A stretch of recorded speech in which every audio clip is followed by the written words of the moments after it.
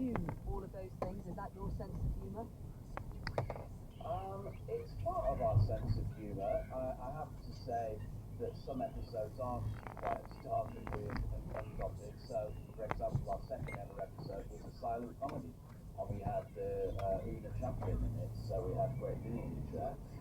The point about Inside Number 9 for us when we started was to make these sort of handbrake turns week on week. So you might get a laugh out loud farcical comedy, followed by a dark psychological thriller, followed by an out-and-out gothic horror. And I think all of those different influences that we had from loving television growing up and loving anthology shows such as Tales of the Unexpected, as well as sitcoms and the works of Victoria Wood, it's all mashed up in what we write, and we've loved having the freedom to explore different themes every week. It's just interesting you bring up sitcoms there. I don't know if you saw this, but the beauty director of Comedy Traditions talked about the need to save sitcoms, and that it is for that sort of black coffee and sugar. What do you think's gone on there, Steve? That's the core of comedy. Well, I mean, I think we're an agency tonight where we grew up with limited channels, and you have lots of studio sitcoms, and you watched what was on. And now we're in a world where there's so much more viewer choice, and people have loved exploring sort of slightly darker themes. And the studio traditional family sitcom that gets the whole family watching together has fallen out of favour to some degree. So it's absolutely right that he should make that their rallying cry, and it's up to the likes of us to think, right, shall we turn our minds to that next? I'm not saying can't do it. Well, am I getting a scoop here? Is that what's next? You're going to save the sitcoms? Well, John did take us out to lunch and did make this pitch. We don't know what. John being the head of comedy, for those not in the know, here at the BBC. Sorry, carry on. Yes, he did make his pitch, and I think I was in a show on ITV called Benidorm, which was a mass sort of big hit show that all the family watched, and I think there's definitely a place for that, and it has fallen out of favour, so that's why they're having this big push. But we don't know what we're going to do next. We're going to take a little break.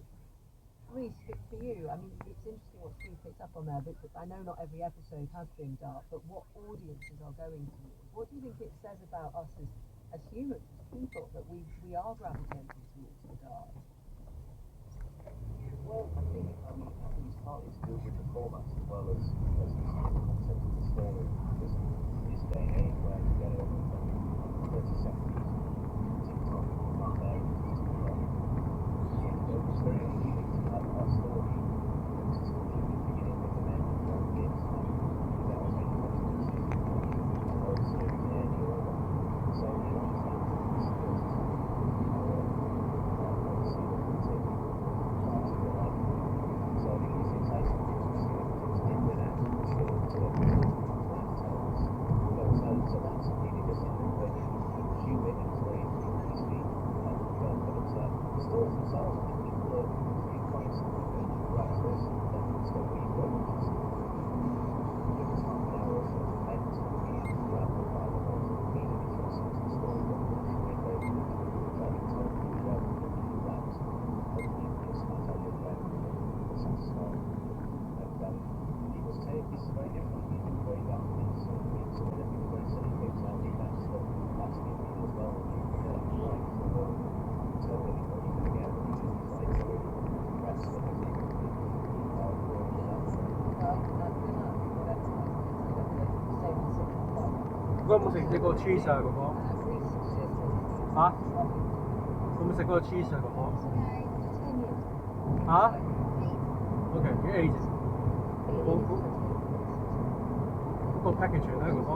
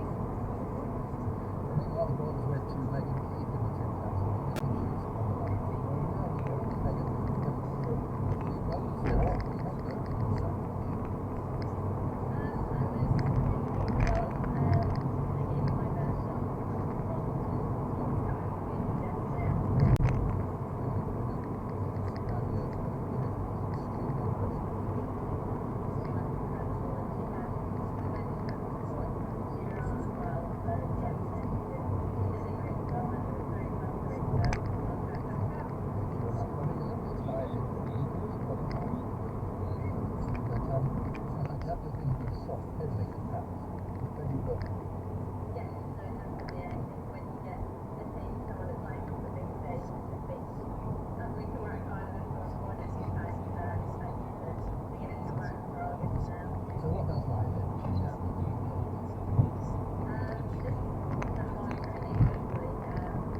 what we need to go in, work hard and get skills going, ready to handle some of the top finishes in Paris. So yeah, thanks for the next month of hard work. And what does last night's performance tell you about your likely prospects in Paris? It tells me that I hopefully have a good shot. I think it's going to be a hot pace like it was last night. So from that respect, I'm prepared for it. But I'm still learning about my tactics. So I'm excited to give it another shot now. And here's the thing, you're also, aren't you, a gold medalist in orienteering, so you can hold a map and run at the same time. Yeah, that's a good fact. So it's been a while since that happened now, but I guess I'm a good multitasker too. Yeah, well, you won't get lost on a track in Paris, I'm sure. Thank you very much. That's Megan Keith there, bronze medalist last night in the 10,000 metres at the European Athletics Championship in Rome. One final story for you, an encouraging result for Emma Raducanu in the Nottingham Open. Playing her first match since April, she beat Japan's Ina Shibahara 6-1, 6-4, although, like Harriet Dart before her, she was critical of the umpire, suggesting that she, Raducanu, was competing against her and her line coach versus her opponent. She said that situation was insane. Just to mention that electronic line technology is not in use in athletics. Here are the tips. Yama 3 o'clock number 3, Mokhatil, Formula 443, once again like a railway timetable. Number 6, Amalfi Bay. Thanks very much, Rob. Let's find out what's coming up. Here's Tim Harford. This week, issues that really matter, such as what on earth are those bar charts that people are putting in their local election campaign leaflets? There is some serious tomfoolery afoot that will all end once more or less starts picking and shaming. We also need to talk about policy, class sizes and state schools, the future of Scotland's oil and gas industries, whether taxes are going up or going down, or to pay. All part of life's rich pageant. More of this. Radio 4, 6 hours, I'd like to hear about the Berlin and some magic clouds, sunny skies, and smoky mountains. Radio Broadcasting. It is 23 minutes. So reviews updated. The US says it's considering a response by Hamas to a Gaza ceasefire deal outlined by President Biden. He said it found the proposal favourable. An unnamed Israeli official is reported to have said the response amounted to a rejection. Analysis by the electoral expert Sir John Curtis suggests casting British politics is at an all-time low. He's written a report that finds record numbers of voters say they almost never trust governments to put country before party. Sir John told this programme voters appear more concerned about investment in public services rather than taxation, while the rhetoric of politicians focuses more on the latter. The Greens in England and Wales are launching their election manifesto today. They say they will fund improvements to health, housing and transport by taxing the wealthiest. The proposals include a rise to national insurance for people earning more than £50,000 a year. The Office for National Statistics says the economy did not grow in April, but the ONS says in the 3 months from February it growth by 0.7%. Thanks very much, Kay. It's 22 minutes. Two 12-year-old boys have been found guilty of murder and stabbed to the heart in Sheffield. Sean Sisahai, 19 years of age, died in November last year after being set upon in an unprovoked attack at Wolverhampton. They are thought to be the youngest boys to have committed a knife-related murder in the UK, but should they be named? And what should it tell us about society and knife life? Lord John Thomas, former nation, was listening here. So is the author Blake Morrison, who was present throughout the 93 trial of the two 10-year-old boys who were convicted of the abduction and murder of James Archer. And he wrote Remember As If about that case a month or two ago. If I could start with you, Thomas, about whether the two should be named before they that would be a decision for the child, yes.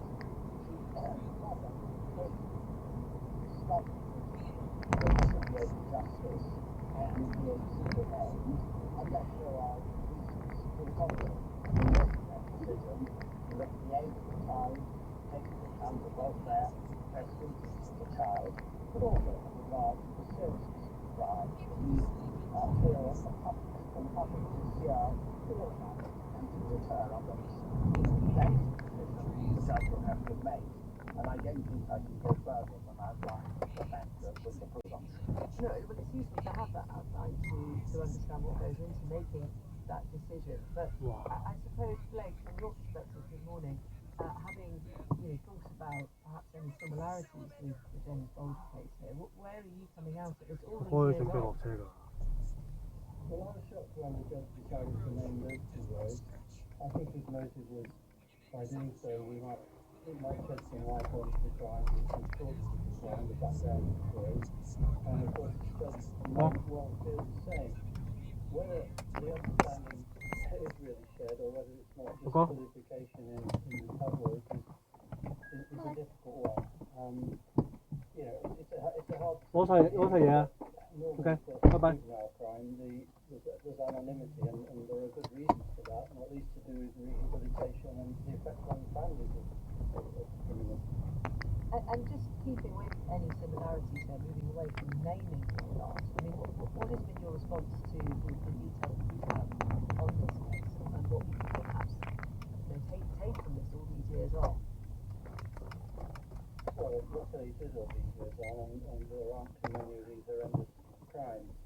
The worry here is the prevalence of young children, I mean they're only 12, carrying knives, and in this case a machete, possibly out of fear of themselves being attacked, but also perhaps with a kind of bravado, this is cool, it's macho to have a knife and carry it around, and that's something that's really going to have to be worked on with children, that they don't grow up with that idea.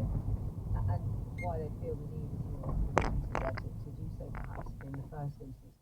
In terms of coming back to you as a former Lord Chief Justice, and how when these cases come to court and happen, what impact do you see this having, Lord Thomas, on deterrence and making others feel differently? Those who need to be reached in society can sometimes be the hardest really to reach. I completely agree that the worrying aspect of this case is twofold. One, the carrying of knives, and secondly, from what one can read so far, the particular use and circumstances of this case. There is a marked increase in children carrying knives, partly I think because they feel that they are safer with a knife, without realizing that if you get into a fight or an argument with knives, the results could be far worse than anyone could have anticipated. We've taken quite considerable steps. My predecessor, as long ago as 2008, emphasized that the courts must be tough on knife crimes, and I think they have been. The legislation has been made tougher, but we're still presented with a case like this, which is horrific. And my own view is that we need to look at three things. One, armed enough schools and in youth organizations to emphasize the seriousness of carrying knives. Secondly, are the police have proper guidelines about dealing with people under 16 actually carrying out their cautioning correctly? It's one of the defects of the criminal justice system. There is no proper superintendence of cautioning. And thirdly, we as a society, as a whole, the family and everyone, ought to look again at the seriousness of knife crimes. The Home Office has done their bit, sentences have been increased, but none of this seems to be working. Carrying knives is much worse than it was. Carrying knives is steadily increased and is too serious to ignore any longer. It's a truly shocking case. Lord John Thomas, former Chief Justice, It is 16 minutes to 9. We had a lively and very respectful set of interactions at our hustings last night here in the Somerset constituency of Wells and Mendip Hills. We looked at the NHS, farming and water, and heard the results of those discussions earlier on in the programme. Another big topic area was Brexit. This was tightly restrained here in this constituency. Those who wanted to leave the European Union and those who So, let's hear a bit of that. You'll hear from Tessa Monk from the Democrats, Labour's Joe Joseph, Ned Powell Chandler for the Conservatives, and Peter Welsh from the Green Party. Brexit's economic failure and the resulting labour shortages from it, do you think reversing Brexit could now better reflect the aspirations of the world's member constituencies? Tessa. Thank you, Paul.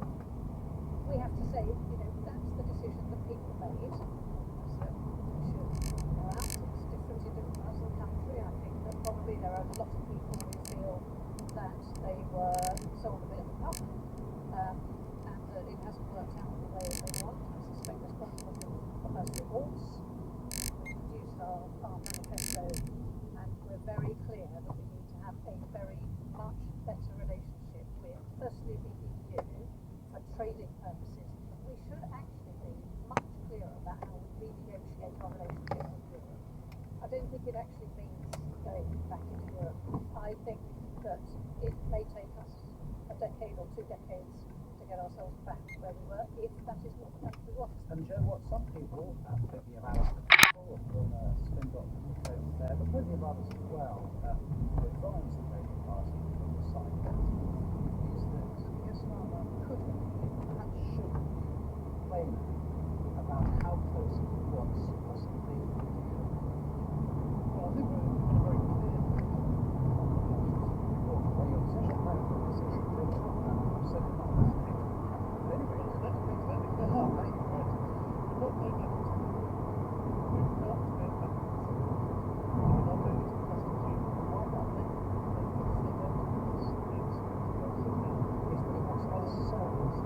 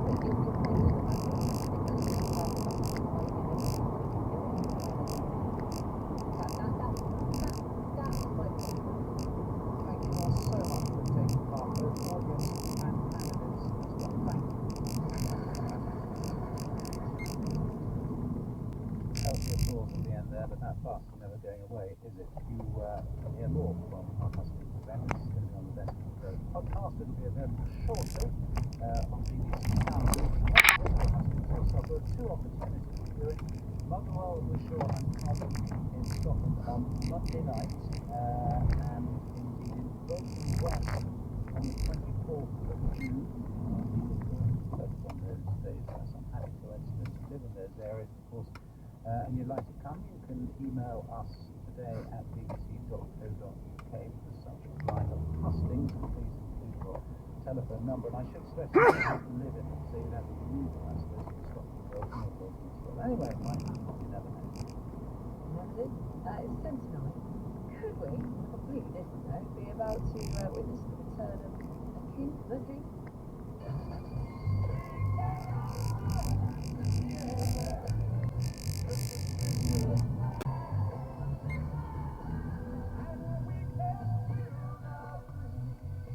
According to reports in some of the papers this morning, Pophouse, one of the Swedish investors and entertainment companies behind the hugely successful ABBA Voyage hologram show, is said to have held early discussions about creating a similar hologram live event for Elvis Presley fans. Earlier, I spoke to Ludwig Andersson, who's a producer of ABBA Voyage and the son of ABBA's Benny Andersson. And I asked him why this type of show has inspired other artists and their estates. I mean, we did this thing called ABBA Voyage, and it turned out alright, and people seemed to like it, but that doesn't mean that we created some kind of new form of entertainment. I think what we did was just a thing. It's a unique thing. No matter what you think of it, it's one specific thing. I don't think you can just take that model and apply it to something else and expect it to have the same result. I mean, having seen ABBA Voyage, you know, it was something for me that even though I hadn't followed ABBA's career in quite the same way as perhaps my Swedish mother-in-law, but it really brought it to life and perhaps also gives it to a new audience. Why couldn't that work for the King, for Elvis, do you think? I'm not saying it couldn't work. I'm saying that I think it's a mistake to start on the end of, okay, we have access to this type of technology, let's just apply it to somebody else. It will be like saying, we have a camera and a microphone boom, let's make a film because we thought The Godfather was great. My only advice to whoever ventures into this would be to start from another angle, which is, okay, we have Elvis, what can we do? What do we want to do? What do we... Grandfather, and we the children ourselves, we all had experiences. So every case affects you, whether you're a defendant, whether you're a witness, whether you're a juror, a judge, a barrister. You can't divorce yourself from the implications of the case. But I do believe that the impact on jurors who don't choose to be there is quite significant. What powers do judges have if they cease a trial and visit? I mean, I was involved in a case very similar to the one that you mentioned about 3 years ago, murder of a 3-year-old. I represented the mother, her partner was on trial. There were 9 pathologists that gave evidence in the case. All of the various parts of the child were examined by different pathologists. The jurors at times were here, the barristers knew none at times. It was during COVID as well, so we had to sit in little pods. And the whole process was incredibly difficult and stressful. And at the end of the case, whilst the jury were in deliberation, I asked actually what facilities were being made available to the jurors who could have gone through, as it were, door A to a shoplifting case, or door B to this case that lasted, instead of 2 weeks, it lasted nearly 6 months. And the answer was they get given the phone number of the Samaritan. That is so completely inappropriate. Do you think free counselling should be available in such cases? 100%. Sam, Yeah, I think absolutely. And in fact, in my set of tables, one of the things we do with new pupils on the members of tablers is encouraging facilities to providing them therapy that's what they're dealing with, either on a very special case or just in their daily stress of the job. And those are people who are trained to deal with this. So if they need services, then it's absolutely right. The jury needs as well. Well, let's take a step back. Juries are not just for criminal cases. They can be involved in many other types of trials. Juries are involved in a lot of criminal cases. They're involved in very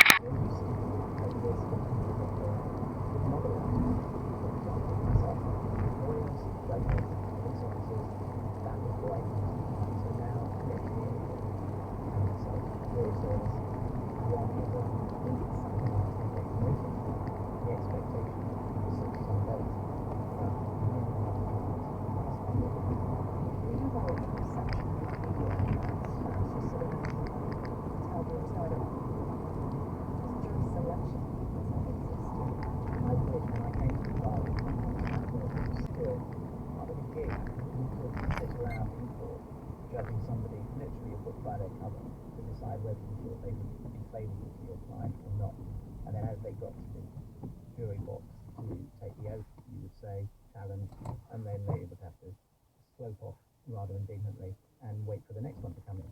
But sadly, and I think it was about 1988, that right was removed. So unlike what you see in America, where they have specialist teams who examine witnesses, look into their background, etc., we get all together. You are literally tried by your peers, and they'll take you at random. Why are jury flats hanging around so much for days before being told, thank you, we don't need you? Partly because turning up at court focuses your mind more than anything. There is such an enormous backlog, and it's now probably, I think, something like 60,000 cases that are in the system. So at the moment, I'm trying cases when I sit as a judge that go back to 2020, 2024. And very often, the first time that the parties actually have all of the legal teams together that are going to focus on the trial is on the day of trial. It's why so many civil actions settle at the last minute. It's the same with Crown Court cases where actually the prospect of going to a trial, defendants decide there is a better way, perhaps in some cases, or for example, witnesses are available, they have more time, and they have to stack up cases in order to make sure that they maximise the use of the court space and the court time. So there are a whole host of reasons why cases aren't effective, and it means jurors end up sitting around waiting. So we have to have an excess of jurors to make sure that we pick the right amount for the right case. Very serious cases. This is for choosing jurors differently. It's not serious the cases, they're lengthy. Very often we get the expectation from a non-court case is a serious case. Or a lot of times, the sentencing that were available to last on average probably 8 to 12 weeks, way beyond what the jurors are expected to do. And it's an improvement in their lives. It's amazing how much jurors are they're very able to work. The perception though is that jurors are taking from a long case. You are taking from a very small section of society, whether it be the unemployed, whether it be retired, but actually a lot of public sector workers spend plenty of time in jurors. I'm a great believer in the jury system, not simply because I'm part of the criminal justice system, but because you can look at a jury in most courtrooms. You see young and old, black and white, males and females, people with huge amounts of experience. And when 12 of them get together, my experience is they come up with the right verdict. This reflects the importance of jury trials. And it's amazing how it's an annoyance to begin with because it's an intrusion, but they take their job incredibly seriously because they're dealing with people's lives. Do you ever find that jurors feel they can't pass judgment on a person? The idea of sitting in judgment on your fellow members of the community is something that really troubles people. So at the end of the case, when I've been sitting, I always thank the jury for the task. It's not a task that they enjoy, but it's an incredibly important part of, I guess, community life. What's evidence here is the importance of guidance that judges give in trials to juries. Until people start jury service, they don't understand quite what's involved. But there is a video explanation of what they're likely to go through. There is a sheet in which, of course, instructions about do's and don'ts, and judges introduce trying to unique with various, not just do's and don'ts about what jurors do to follow the rules, but also just so that they understand that it's a process they are engaged in. In the context of criminal trials, innocence until proven guilty or beyond reasonable doubt is critical. So how, as a judge, that foremost I think it's part of our system which is vast majority of our but right from the beginning, when the case is open to the jury, the prosecution counsel will always make it clear where the burden of proving the case is right. Then the jury are given a written direction. They get given very clear instructions as to what the legal directions are. And their job is simply to apply the facts as they find them to the legal direction. They also get now what's called a route to verdict. So it sets out a series of questions that have been agreed between the parties that will fashion how they can reach the verdict. So if they find A, move on to question B, etc. And at the end of each question, there will be guidance as to whether that leads them towards guilt or innocence. But even after a trial, former jurors are not allowed to talk about it. They're allowed to talk about the case. So they're allowed to talk about what happened in the trial. But one of the things that, again, is an instruction right from the word go is that jurors are not allowed during the course of the trial to talk to their loved ones, talk to anybody. And it's very simple because they take an oath or affirmation to try the case and the evidence. And the evidence that is heard in court.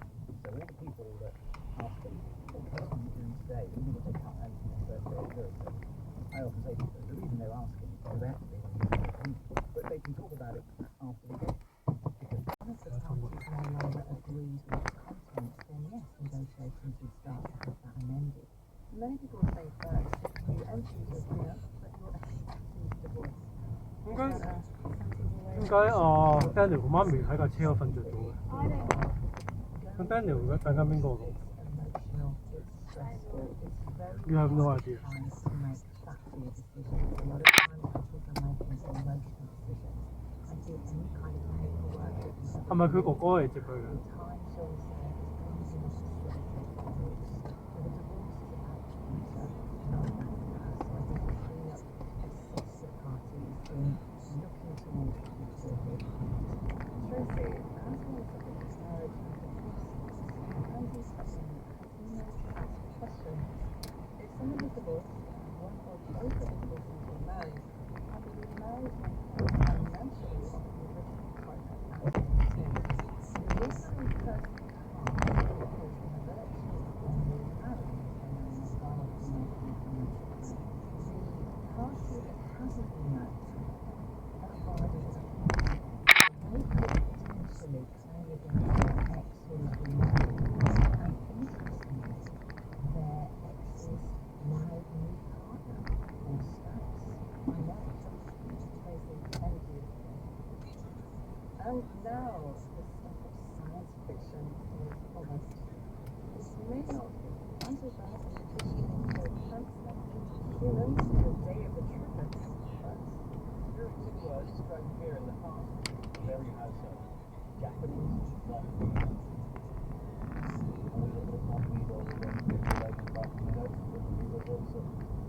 You've already got G, you have to be unsellable.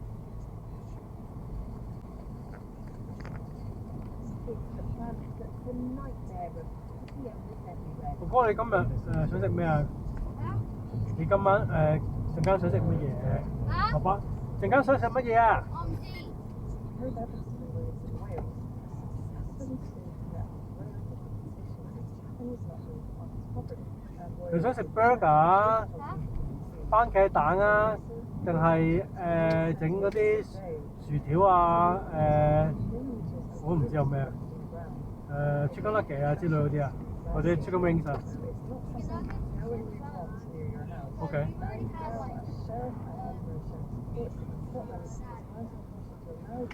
唔食 burger 係嘛？今日 OK。睇下屋企有咩煮咩啊 OK。睇下屋企有咩就煮咩。The two parties, buyers and sellers, signed a set of standard terms released in Scotland called the listings. And one of those standard terms is a declaration that there was no infestation in the house.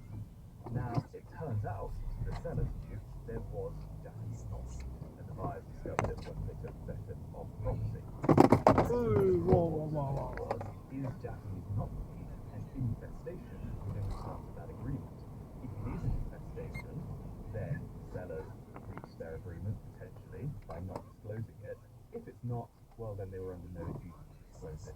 Now, the court decided that infestation is a fairly broadly construed term and essentially means anything infesting your property. So it might be bugs, it might be rats, but it might also just not. Both parties have got to go back to court and decide when the sellers decide to stop. Yes, they use the Japanese knot, but did they know it was infesting the house? That would be a question of facts that's going to be decided by evidence in the future. So Japanese not weird because not only the difficult aspects of doing something, but also effects your whole selling. So if you're selling property, what's Well, that was the point for us.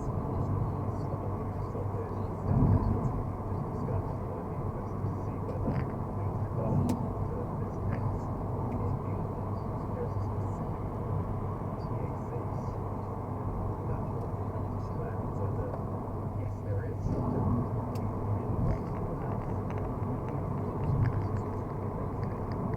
No, I don't know. And this is really important. Sure, there's a need. I'm not sure about that. Say I don't know. Otherwise, you sell that.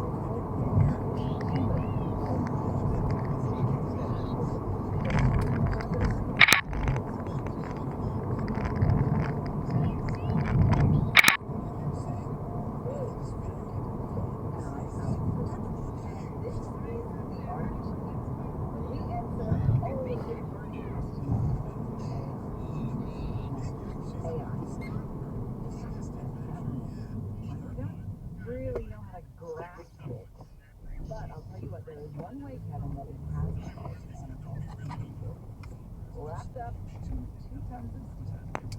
Rider 佢走晒咯，嗰個賓德萊。 of the shop. Please tell us who you are, what you do. Your relationship with go home and visit Edinburgh or Irish a psychologist and chemist course. So for the past 2 years, I've worked in a hospital with type 2, and that requires me to work every morning, obviously leaving home in rush hour traffic. I changed jobs 1 year and then continued to work entirely remotely, and as a result, I followed up on my residency. I promised myself so I scrapped it. I want to go back to that dark place though. As a psychologist myself, I like to take people there. Let's go. Yeah, let's do it. Let's dig in. Can you regale me with some of the horror stories of your commute? Near misses where you're kind of ambling along, and then all of a sudden a truck cuts you off, and you think, wow, how close was that? Or then other times where there's been an accident or something, and you're stuck in the traffic for 3 hours, 4 hours. Sometimes I remember that, having to ring ahead and say, I'm sorry, I'm going to be very late today. But those are the kind of things that come to mind. But what do you mean? And so the city, you've got coastline with Gallen and North Berwick, and they're like 15-20 miles away. But you get out there on a bus, it's often 75 minutes. 不过他 That is a big downside to it. 你知道呢個什麼聲？ So, Joe, what are you looking for here? You 佢話唔知轉喎， looking 覺 for 得 our car to do it all for you? Is that what you want? You preferably, if you can do it all, maybe make me some nice breakfast as well on the way, like a nice coffee or something like that. But definitely in terms of safety, it'd be nice for you to be like instead of doing an accident or a stop. Joe, in this, we're out there to find answers for you. What is the question that you would like us to answer for you about self-driving cars? Well, how do you find out from me when it's going to be safe to step into an AI car in the UK? So I'm totally with Joe there. Driving's a chore for me. I would love technology to come back all the way from me. But I feel like I'm in this episode of Dude, Where's My Driverless Car? It hasn't turned up. And I don't understand why. Well, you know what, Kevin? What do you think? Some variations on what driverless car means. There are actually 30 million autonomous vehicles on the road worldwide. Don't depend on what you're calling a driverless car here, though. And even I've been behind the wheel of a car that did some lane following and kept us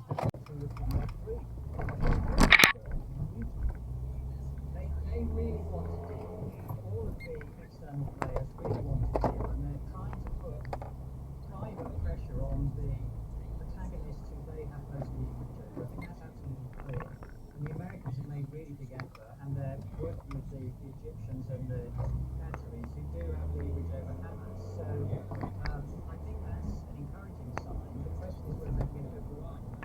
I mentioned earlier the world appears to have had enough with both of these attacks. Also, there's a new report accusing them both of a litany of war crimes, targeting civilians constantly. And I haven't got time, and I won't read out the inevitable denial. But can I ask you instead, can a deal be imposed by employees? Well, firstly, if I may, I think the report that came out today is very encouraging. It seems declining compliance with the rules of war, not just in Gaza, elsewhere too.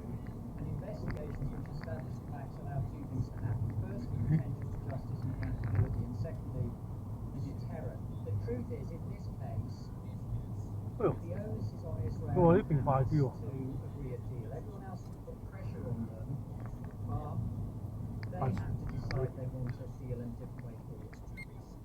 What's going to make them decide that, given that they've lost loved ones and have been involved now in this war since October 7th, when Hamas invaded Israel and took civilian life and filmed it for the world to see, and when Israel then has been going into civilian areas to flush Hamas out? What is going to make those two sides change, given the history we've all been aware of since arguably the last time, 1970 to 1948?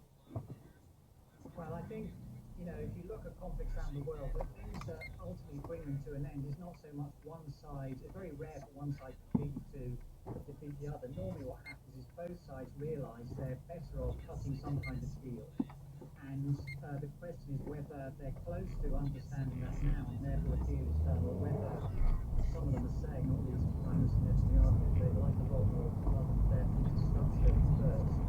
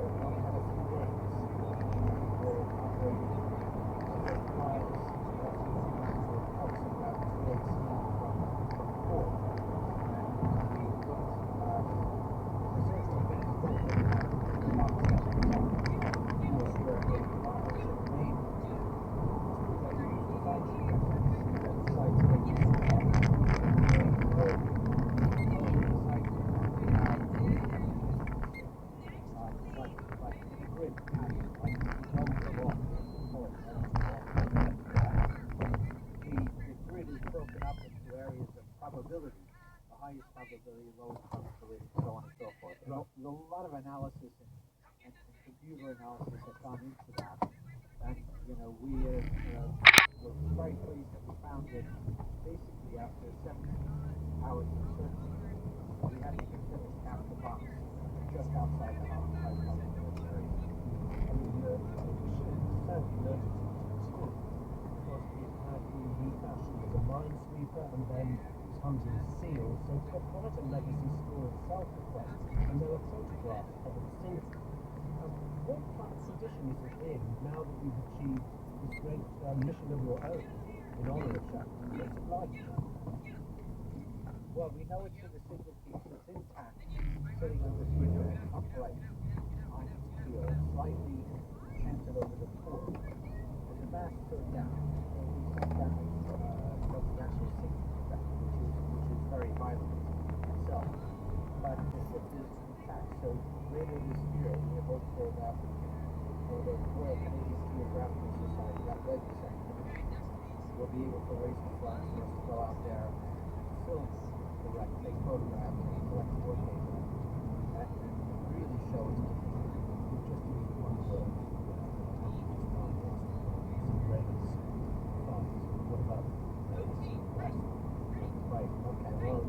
It's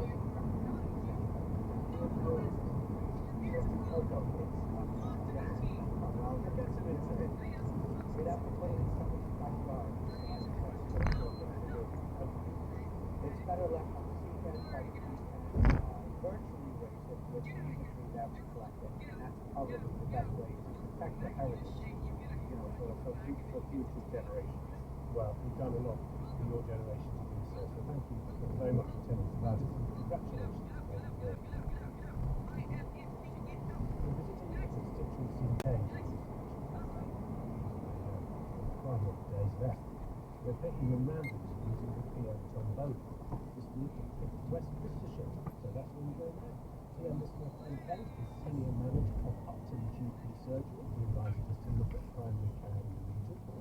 Dr. Ben, alongside Claire Thomas from the Malvern District Branch of AGK, and GP, Dr. Julian Farmer. To be honest, the whole of the general practice of West England is really on its knees at the moment. We do let down all the funding and disinvestment, and we're not only demand shelter, it's a bit more complex than this to manage in the community because our patients can't get into hospital, and actually we've got a lot of people leaving, because the management of actually the funding to provide that high level of quality service for our patients simply isn't there.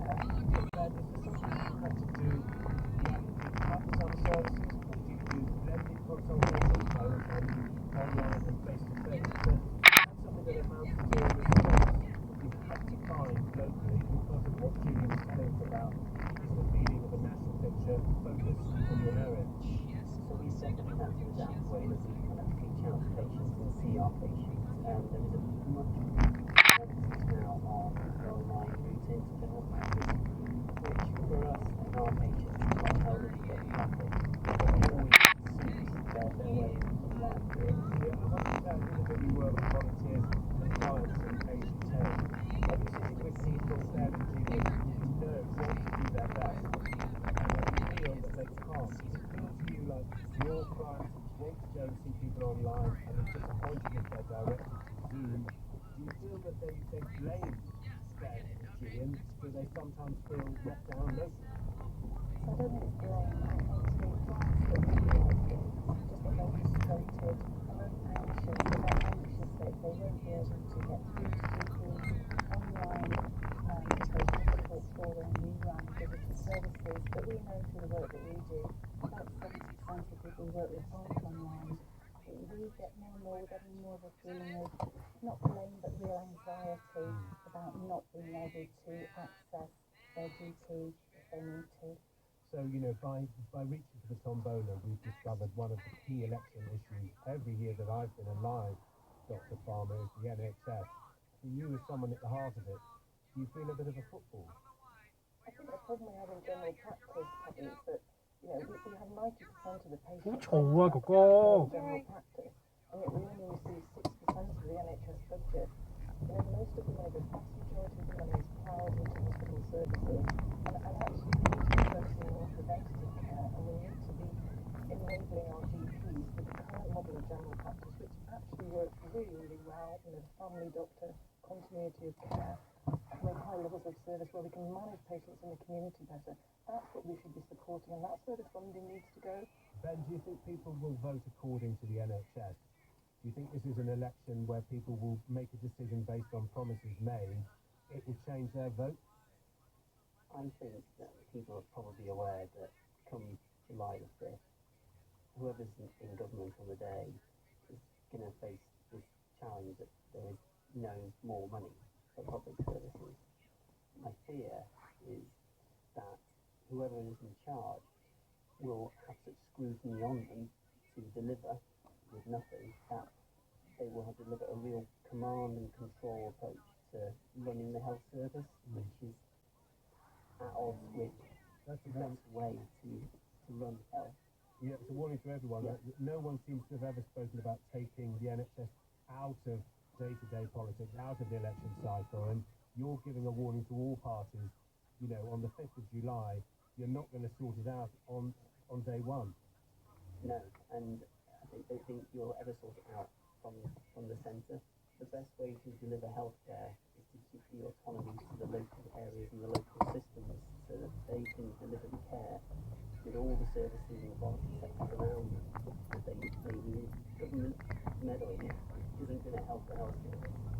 to ask you in finally if you think that although we have in this discussion spoken about policy, we just talked about patients. Some of us don't show up for our appointments. Some of us eat what we know is bad for us, what we know we could do more.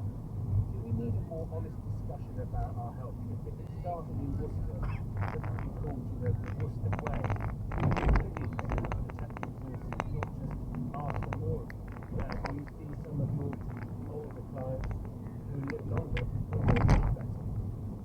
Yes, of course we do. We work with people from the age of 70 to 105, and some of our 80, 90-year-olds are extremely healthy, and especially living in this very rural area.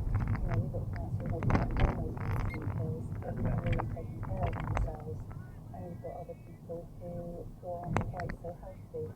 Gillian, do you get frustrated with how patients look after themselves? There are lots of reasons why people may eat more than they should, or drink or smoke. And I think when we've got it is we haven't got the time, we haven't dedicated the time and resource into being able to look at those issues properly. So I would love to have a longer appointment where I can sit and discuss lifestyle medicine, really focus on that, and having kind of discussions to empower patients to look after themselves and explore what the barriers to that are with them. But we just don't have time. I'm doing 10-minute appointments. So until we fund things properly, we're not going to get that top-level gold standard. And then final word to you who began all this. I'm sure you've got very well-behaved patients up to the surgery, but would you like to improve the rate at which people handle missed appointments? We've got 8 patients at our practice. We have a very low DNA. Do not accept. So that's not the same everywhere. And obviously every lot is a lot of Good, thanks. Ben Kent and his friends there who responded to our Tom Boda. You okay, Gogo? Teenagers who gave up their smartphones have inspired us to ask older PM listeners to have a go.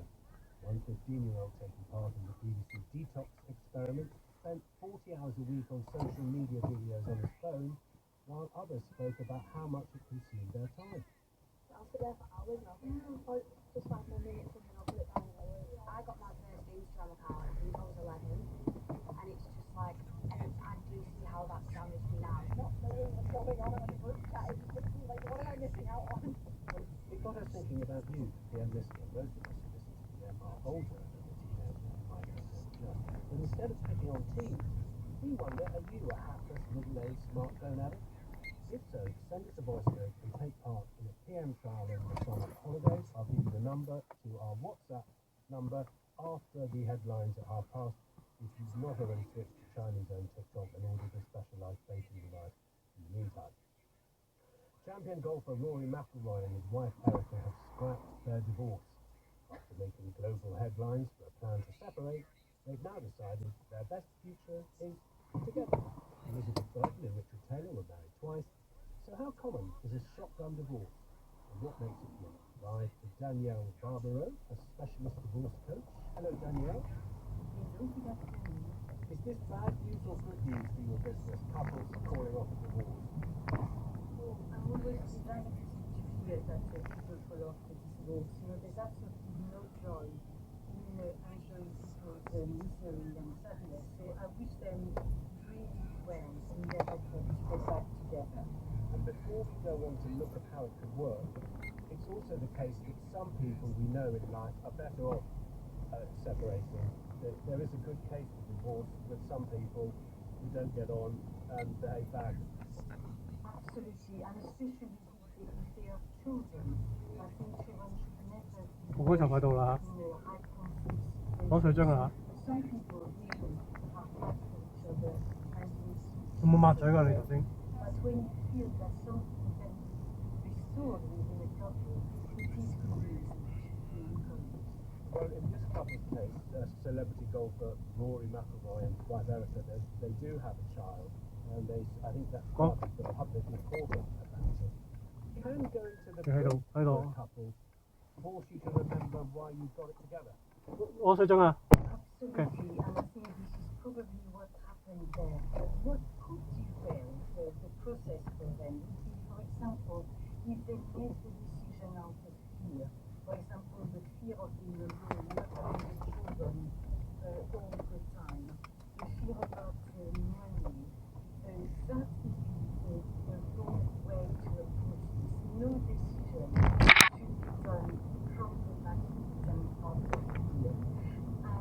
we should learn out of the things like this. For example, understand what went wrong and redress it. And if they are capable of doing this, then there is a great deal for them.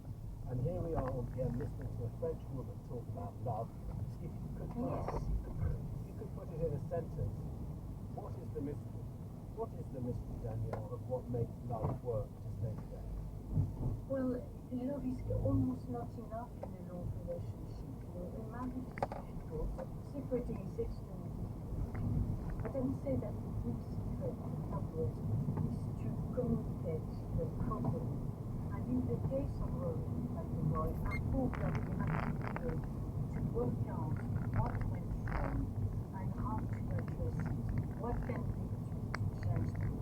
Because if they have not done that, they will fall back into bad habits. But if they can see and say, well, I'm prepared to do this to save this relationship, but in exchange I need you to do that, if they are able to listen to each other and to understand that, I think that we can repair. It takes hard work, but it works. Finally, can I give you an example? You can rate this example for me. So I knew an old couple in their 90s. They were due to leave the house, and the man was beating his horn because his wife was late. When she said she couldn't find her shoes, she got in the car. She then discovered the reason she couldn't find her shoes was that her husband of 50 years was hidden it in the car. And I remember thinking in the back seat, that's quite a good way to stay together. I think that is a terrible way to stay together. I think respect is the central ingredient. Okay, but and I want to that in that. Right, we'll edit that bit out. No one will follow. That's right. Danielle, Barbara, how lovely to see you. We have a new series of the Moral Maid. In previous month's book. It's a paradox of our times. Like us, half the world's population is voting this year in some kind of election. Yet everywhere surveys show a loss of faith in democracy and its institutions. It's accused of polarizing societies both sides of the Atlantic, of failing to respond to long-term problems like climate change, obviously grads or autocracies like China and losing faith amongst the young. Democracy instead ends up with the wrong decisions being made by the wrong politicians who've been picked for the wrong reasons. Can we really still say it's the best, or at any rate least worst, most moral form of government? The Moral Maid from the Hay Festival, after the news at 8 tonight. Back in the present, again, coming up, we will walk to Middlesbrough. Their crime is a major selection issue. Well, yeah. Are you prepared to do that? No. Have you been stuck before? I'll finish carrying up in half an hour. I promised you the Radio 4 WhatsApp number if you want to send us a voice note about having a smartphone addiction later in life. Don't just blame teenagers. Look at yourself. The number is 037 100 444 or to save it, drop a message to your new contact Radio 4. Press and hold it. Mark your button to show us first. 037 It's Wednesday, 12th of June.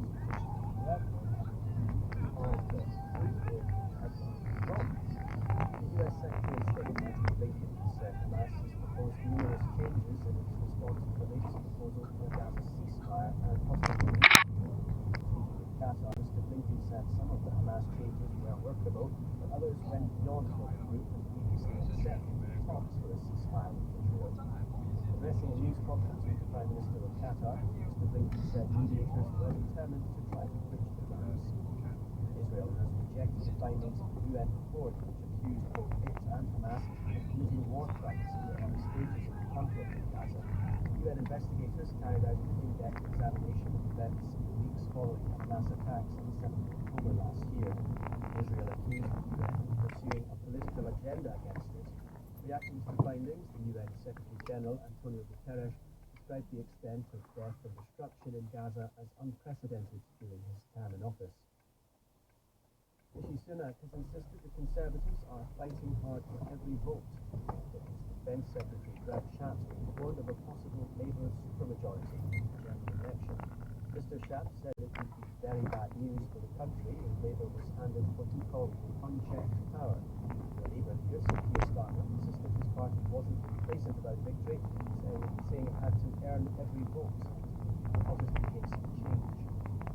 The Green Party of England and Wales has launched its election manifesto with pledges to reform the tax system, invest in public services and lead the drive towards net zero carbon emissions. It says it will boost spending on health and social care by £50 billion a year, paid for in part by raising national insurance for people earning an annual salary of more than £50,000. The ship on which the polar explorers Ernest Shackleton died has been discovered off Newfoundland in Canada. West was on a polar expedition when Shackleton suffered a fatal heart attack in 1922. The schooner rigged steamship continued to sail but sank 40 years later after hitting ice. A team from the Royal Canadian Geographical Society used sonar to locate the wreck. Images show it resting on the seabed, largely intact, with a broken mast. As we heard from Rob, the Green Party of England and Wales come to an end to tuition fees, privatisation of utilities and 50 billion more for health spending as they set out their manifesto. That's the Sussex County Cricket Club. Here's co-leader Adrian Ramsey.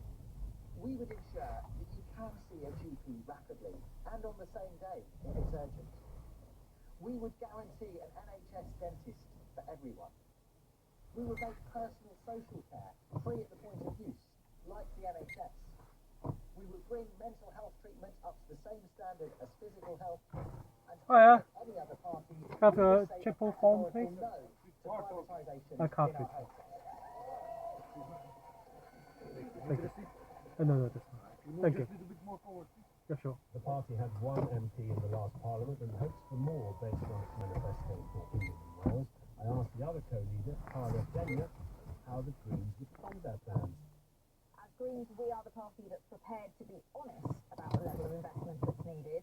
Other parties are promising some of the same pledges, but without the funding needed to actually do the work. And we're also prepared to be honest about how we would raise that money. We would make changes to the tax system to make it fairer. There are currently a number of features in the UK tax system that means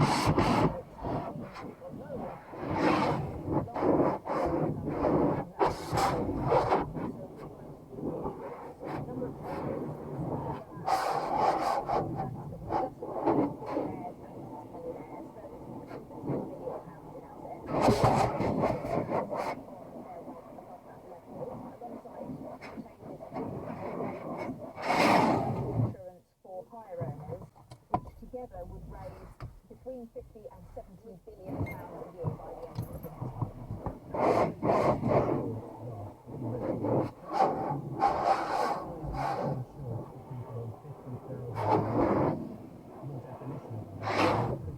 A train driver's salary in many parts of the country and a head teacher. Now, first of all, let me be clear that that is just one of several changes. So, the wealth tax would only affect the less than 1% most wealthy in the country, and our change to capital gains would only affect less than 1.5%, and again, that's overwhelmingly the most wealthy in the country. It is true that our change to national insurance would affect more people, but we're still the highest income 15-20% of the population. So those on average income or even substantially above average income would not be affected by the change at all. Greens are not proposing to make any changes to income tax or to national insurance for the majority of people. However, take-home pay of £3,000 a month, £50,000 a year, and I'm quite sure it does sound like a lot, but that's one of the people who wants to tax more people on 50,000 who want to increase national insurance. So for those who are earning over 50,000, we would be asking them to contribute just a very modest amount extra. So for example, if you're on 55,000 a year, then removing the upper earnings limit on national insurance would mean paying just £5 a week more.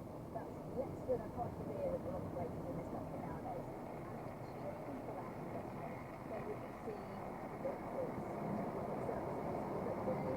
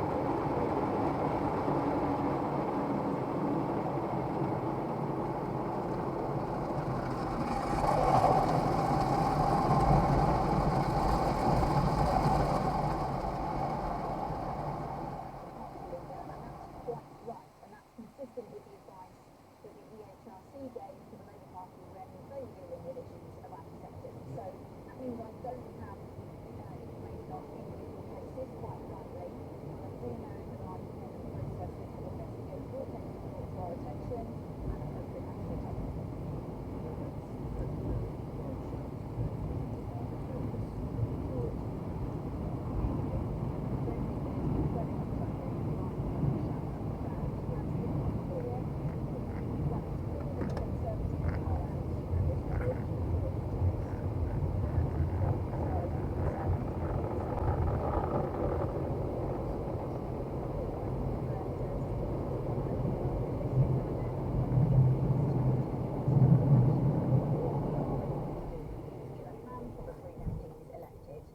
The Prime Minister was asked what he had to forego as a child. He said Sky TV, among other things. What did you have to forego as a child? Well, I also didn't have Sky TV, we just had terrestrial channels for, I think, the vast majority of my childhood.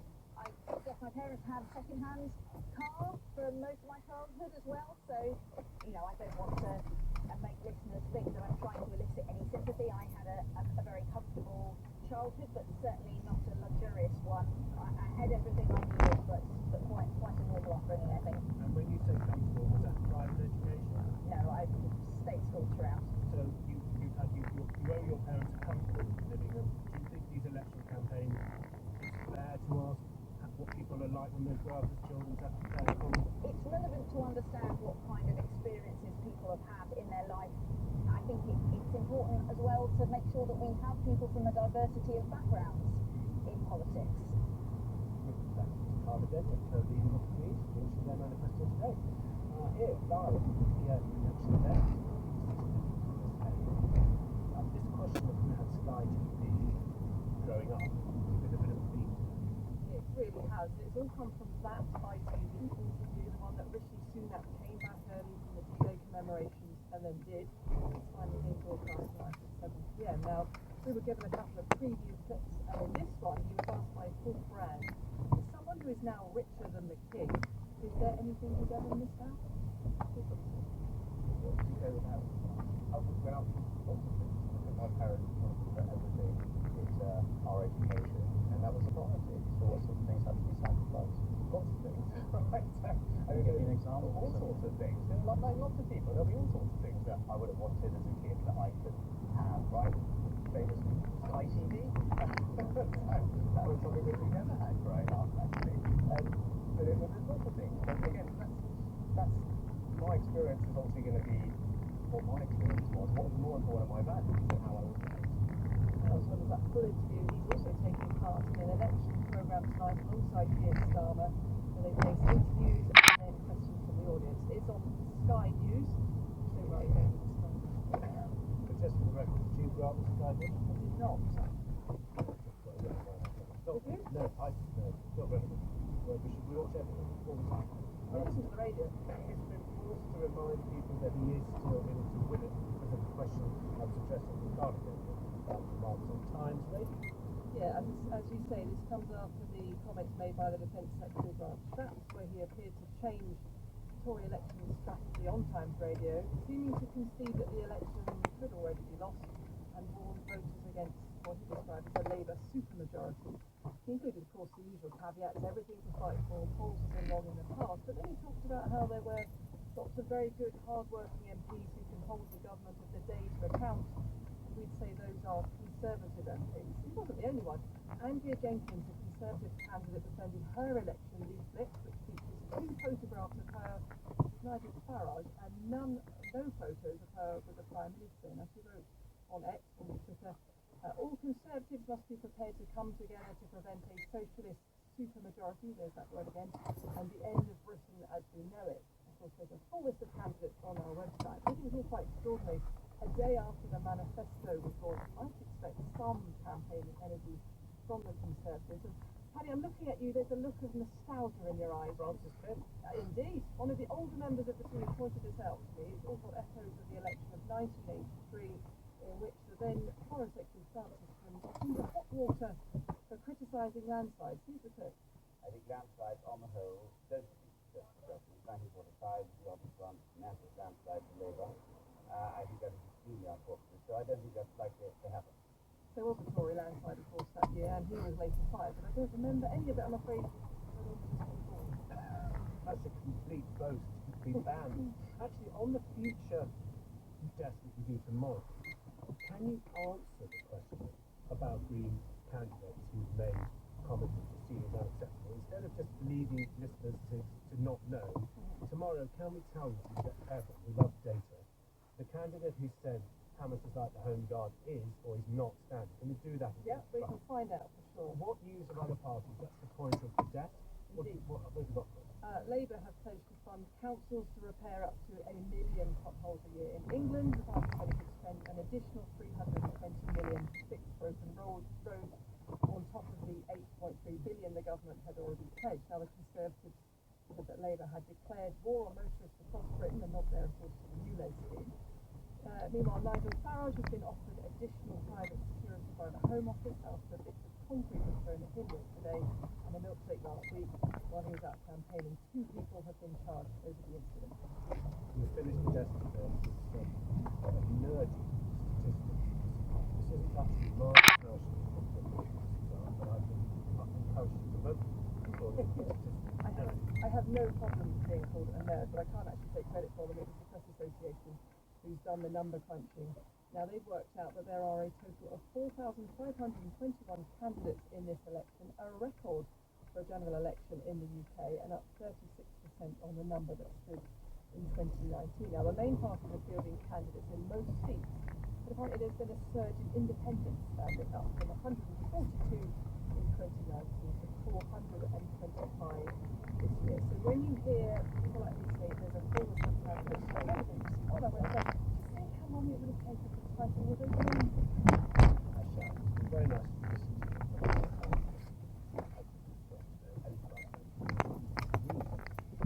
We'll go to the headlines with Rob. Lawyers representing dozens of asylum seekers who've been detained to be sent to Rwanda say judges have ordered their release. Scientists are warning that climate change is causing an invasive species of mosquito to spread potentially deadly tropical infections across Europe.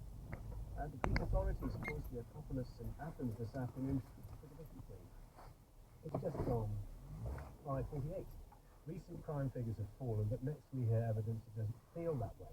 Home Office data from last year showed that no suspect is identified in 3/4 of all residential break-ins. The highest crime rate last year was Cleveland, covering the Tees Valley area, where BBC's UK editor Ed Thomas has been in Middlesbrough.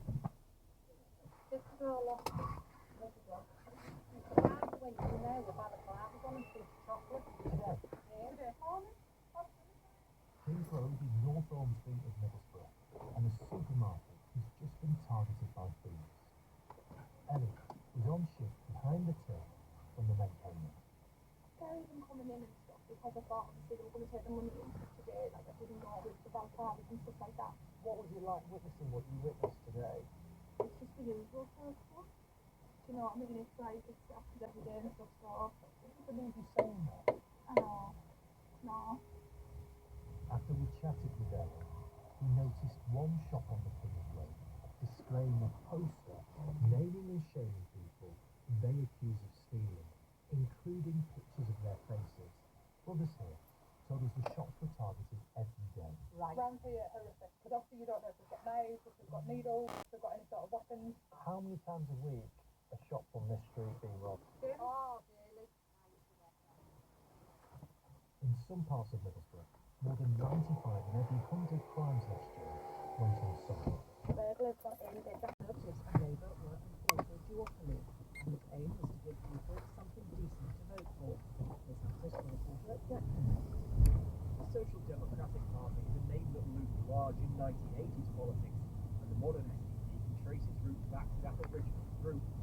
They were formed when the so-called Gang of Four, including prominent cabinet ministers Roy Jenkins and Shirley Williams, broke away from Labour. Those members merged with the Liberals to form the Liberal Democrats in 1988, but some of those who remained founded the Social Democratic Party that still exists today. Launching the SDP's manifestos last night, its leader William Houston said the UK had become a fractious and divided society, and that his party wanted to bring attention to the issue of the family. The full sharing of tax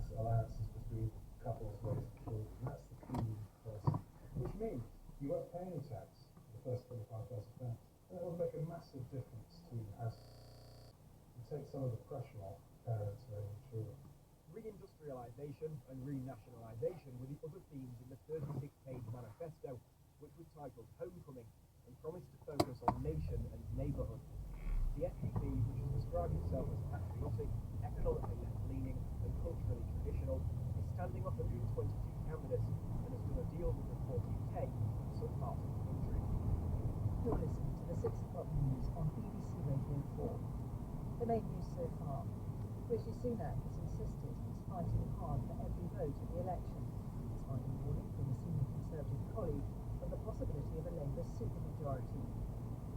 US Secretary of State Antony Blinken has arrived in Qatar on a renewed push to secure a ceasefire in Gaza. Still to come? I suppose it's the final discovery of the Shackleton story. It's squaring the circle. The discovery of a ship on which the polar explorer Sir Ernest Shackleton died. The US Secretary of State Antony Blinken has told Hamas that it's time for the haggling to stop after its leaders proposed a number of changes to a plan for a ceasefire in Gaza. America's most senior diplomat is holding talks in Qatar as he tries to push forward the proposals set out last month. He said some of Hamas's demands were workable, while others were not. But he insisted gaps between the group and Israel could be bridged. Our State Department correspondent Tom Bateman is travelling with Mr. Blinken and sent this report from the Qatari capital, Doha. We're in the motorcade racing through clear streets of Doha. There's Antony Blinken in the armoured car. Her status as a multiple murderer is an important piece of evidence that they should take into account. The former nurse is facing one charge of attempted murder, which the jury at her original trial were unable to decide. Judith Moritz with the Manchester Crown Court.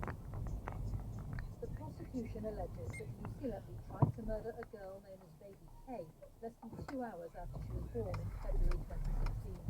The nurse is alleged to have removed the baby's breathing tube and to have been caught virtually red-handed by a consultant who said to have walked in to find the baby's oxygen levels dropping and the nurse standing over her incubator intervening. The jury's been told that last year Lucy Letby was convicted of murdering 7 babies and attempting to murder a further 6. Opening the prosecution case, Nick Johnson KC said the nurse shouldn't be convicted again now on the basis of those cases, but her previous history should give the jurors significant evidence as to her intentions towards Baby K. Outlining the case of the defence, Dan Myers KC said Lucy Letby denied the charge of attempted murder. He said her previous convictions were potentially a powerful and emotive part of this case, but didn't prove the allegation and suggested it might make it easier for the jury to convict the former nurse of something she hadn't done. Scientists in Europe are warning that climate change is causing an invasive species of mosquito to spread potentially deadly tropical infections, such as dengue fever, across the continent. The European Centre for Disease Prevention and Control says the number of cases is likely to increase. More details from health reporter Philippa Roxby. Mosquitoes have been a growing threat in Europe for nearly 2 decades. One species, called Aedes albopictus, or Asian tiger, is now established in 13 countries, including France, Germany, and Spain. It's also been spotted as far north as Belgium. Disease experts say climate change is producing favourable conditions for the insects. They include 5 infections like dengue, which causes flu-like symptoms for goats, but can be fatal. Figures from last year show a steep rise in infections in Europe. In most cases, nearly 5,000 are linked to international travel, but a growing number, around 130, were acquired locally. Mark Anna Littleson, chief of high-threat pathogens for the World Health Organization, explains the impact. We are seeing a really very fast rise in cooling, urbanization, climate change, and of course people come to Europe with otherwise with dengue and therefore introduce potentially the virus into populations and then it can get transmitted. Today, dengue cases in Europe have been mostly mild, but the worry is that with heat waves, warming summer temperatures, and more infections, that could change. Tiger mosquitoes bite during the winter, not quite aggressive. Avoiding them can be a challenge. There is concern that the Olympic Games in Paris this summer could raise the risk of more infections. Advice to the public is to use repellent, wear clothes that cover the skin, and empty stagnant waters in gardens where mosquitoes can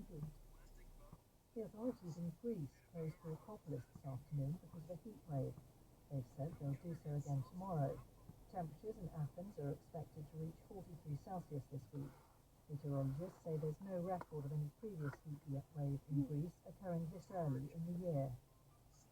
A second man is denied chopping down the Sycamore Gap tree in Northumberland. Adam Carruthers, who's 31, pleaded not guilty at Newcastle Crown Court for damaging both the tree and Hadrian's Wall last September. His co-accused, Daniel Graham, who's 38, denied the charges at an earlier hearing. 3rd December. One of Northern Ireland's most senior sporting officials has cast serious doubt on whether it will be able to play a part in co-hosting the Euro 2028 football finals. The president of the Gaelic Athletic Association, Jared Burns, said it was unlikely the redevelopment of Paisley Park in West Belfast would be completed in time.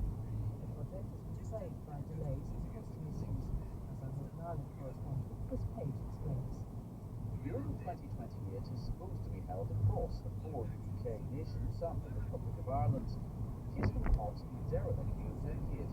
The estimated cost to build it to the required standard has increased from less than £100 million to more than £300 million. Neither the Conservatives nor Labour have said how much they'll contribute if they win the general election. There's also been controversy over the history of the ground. It's named after an Irish Republican revolutionary and has previously been used just for Gaelic sports, which are mainly played by the nationalist community. Fans of the Northern Ireland football team largely come from a unionist background. The president of the Gaelic Athletic Association, George Burns, has said he's pessimistic that there will be a new stadium for the Euros. I'm very, very disappointed with the pace of how it's started this run because of the whole Euros and football for No other stadium in this part of the UK will be big enough to host matches, so it's looking increasingly likely that Northern Ireland will be the site of the tournament. A 36-year-old man has been arrested as part of an investigation into a company led by the husband of a former Conservative peer, which has made millions of pounds in government contracts during the pandemic. The National Crime Agency is looking into alleged criminal offences by PPE Medpro, which supplied personal protective equipment. Neither Baroness Moan nor her husband Doug Barrowman has been arrested. They deny any wrongdoing. In the city, the 100 share index ended the day up 68 points at 8,215. On Wall Street a short time ago, Dow Jones was up 50 points at 38,797. On the currency markets, the pound is trading at $1.28.5. Against the euro, sterling is at €1 at 80.4. 84.4. The artist Annie Galachios has been chosen to design London's first permanent AIDS memorial. The sculpture will be located close to the hospital where Princess Diana famously shook hands with patients. It aims to raise awareness of the impact of HIV and AIDS on communities. It has infected blood scandal since gay and bisexual men. LGBT and identity reporter Josh Parry has been looking at the plans. Campaigners support the London AIDS Memorial and Imogen Miles about bringing stigma to the brand of AIDS. The former Terry nominee Annie Galaccio was selected from a shortlist of 5 artists to create the memorial by a panel of representatives from communities impacted by the disease.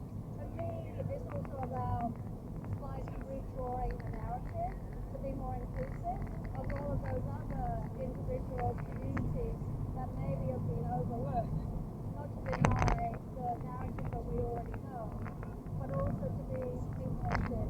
The large wooden sculpture will be made from the ribs of a fallen tree. The outer rings arranged in a large hollow circular seating area.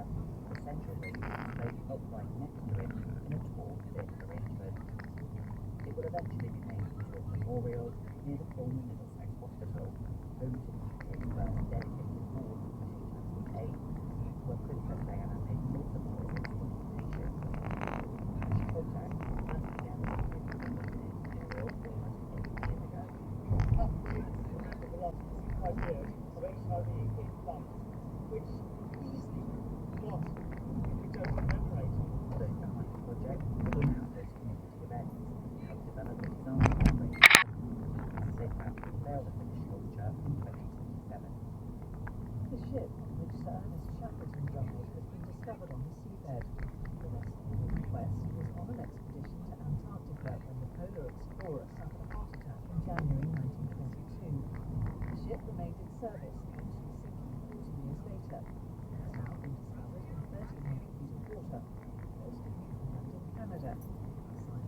Rebecca Harrell has more.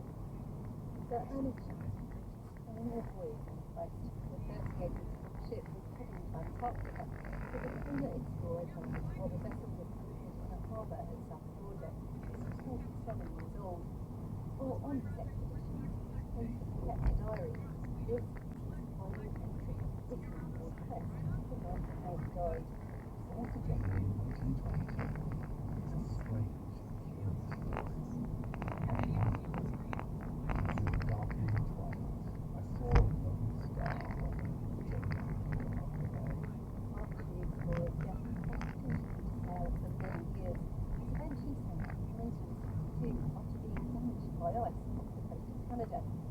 Now an expedition led by the Royal Canadian Geographical Society has located the ship in the Labrador Sea using sonar. Images show the deck is largely intact, sitting upright on the deck floor, although its mast is broken. Sir Ernest Shackleton's granddaughter, Alexandra Shackleton, says she's thrilled the vessel being located. I suppose to be a final discovery of the Shackleton story. As you know, it ended when he was only 47, and when the ship went on, and why this expedition came into being. It's squaring the circle. The expedition team plans to return to the again for a more detailed survey of Shackleton's last ship. The songwriter Mark James, who wrote enduring hits like Elvis Presley's Suspicious Minds, has died at the age of 83. The Texas-born musician reached #1 in the US in 1969 after Elvis re-recorded the song which had flopped years earlier. He also the man behind Blue Suede's 70s chart hit Hooked on a Feeling, which was performed at the opening ceremony of this year's Eurovision Song Contest. Mark James also penned this other Elvis classic. Little things I didn't say, done. I just never did that. You were always on my mind. You were always The headlines again. The Defence Secretary Grant Shapps has suggested Labour could win a supermajority in the general election. Rishi Sunak says he's absolutely not making hopes of a Conservative victory. The Green Party set out its election manifesto pledging to reduce public spending, running higher wealth tax and increase national insurance contributions for higher earners. The US National Security has welcomed up pressure on Israel and Hamas in the war in Gaza, telling them it's time for tackling to stop. As for juries, Lucy Letwin's retrial for the attempted murder of a baby has said that her status as a convicted killer is an important piece of evidence. Officials have indicated that the redevelopment of Payson Park in West Belfast won't be completed in time to allow it to host matches at the Euro 2028 football tournament. BBC News. Presented by Caroline Nichols. As the general election draws nearer, the Moral Maze examines democracy this evening.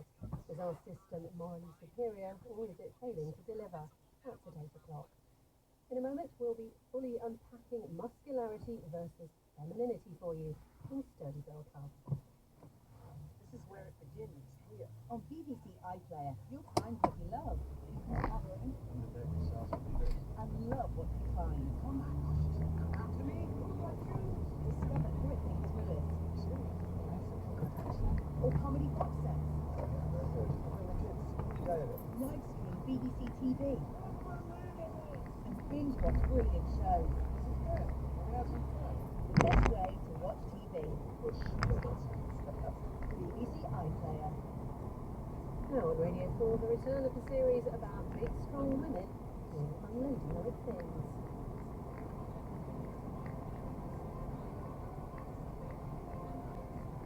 Welcome to Sturdy Girl Club!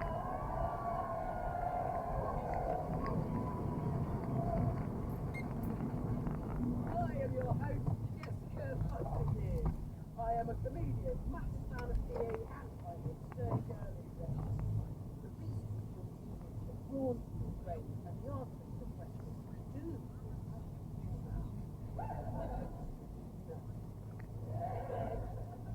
What is this sturdy girl thing you say I am? Well, I can still carry my son up the road on my shoulders if he's tired, and there is 8 now, he weighs as much as a hyena or a toilet. I'm not as worried as normal parents about the fact that this wrong crowd as a teenager. Let's just pick him up and carry him over to a nicer one. The news there was when I was on the beach, a man shouted out of a passing car, it means I've got an elderly neighbour who's as twisted.